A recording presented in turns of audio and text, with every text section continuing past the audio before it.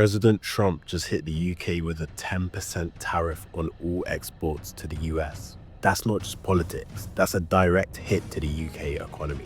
But that's not the worst of it. Various other countries also got hit with tariffs. The European Union got hit with a 20% tariff. If anything, I would say that we were quite lucky. On this chart, it shows the percentage tariffs that has been imposed by Mr. President Trump himself, with China receiving a whopping 34% tariff, as President Trump claims that China is currently imposing a 67% tariff on the US economy. Steel, cars, clothing, and tech, it's all getting taxed. And the government, they didn't see it coming, allegedly. This could cost billions and push us closer to a recession. This would ultimately shatter any dreams of a strong post-Brexit economy. Now let's break this down. On April the 2nd, Trump announced a 10% flat tariff on all UK exports to the United States. On top of that, a 25% tariff on steel and aluminium is already in effect.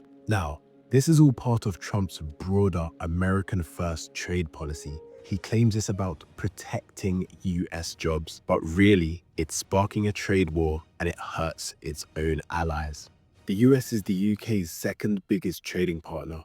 In 2024, we exported over £130 billion worth of goods to the States.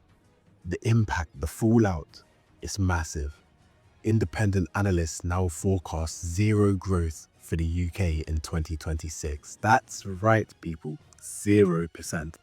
Chancellor Rachel Reeves is now scrambling, facing the prospect of raising taxes, cutting spending, or rewriting fiscal rules. Our steel industry, already on the brink, is now facing a 25% penalty just to trade with the US. Small businesses exporting niche goods, they'll be crushed by the price hikes. And what continues to puzzle me is President Trump's continued perseverance when trying to demolish their own economy. $2.5 trillion was wiped from the US stock market when these tariffs were announced. Global stocks are in turmoil. How did we actually get here? One of the main reasons why the UK walked away from the EU was that they were betting big on a trade deal with the US. But that's not quite what we got. And now, these punishment tariffs just add to the pain. And Starmer's Labour, they've actually come out and said that they are very happy with the outcome. This take is absolutely ridiculous. It honestly feels like our government is scared of the United States of America. It's evident.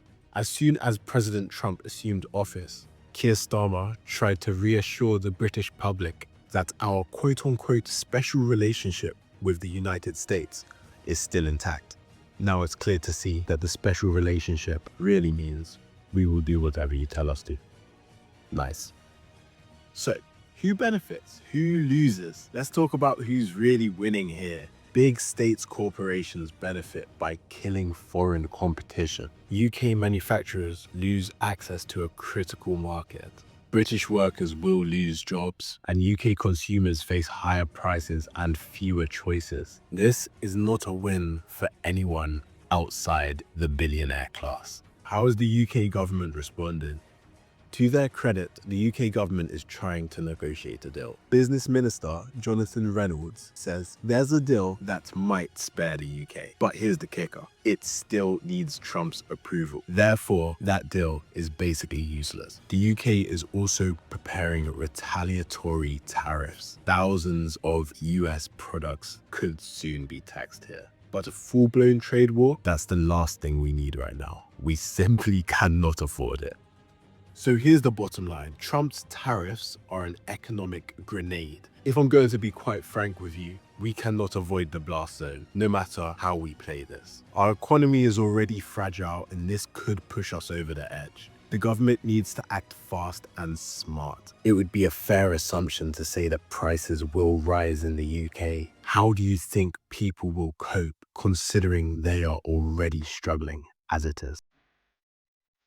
For up-to-date relevant news impacting you on a daily basis, like and subscribe.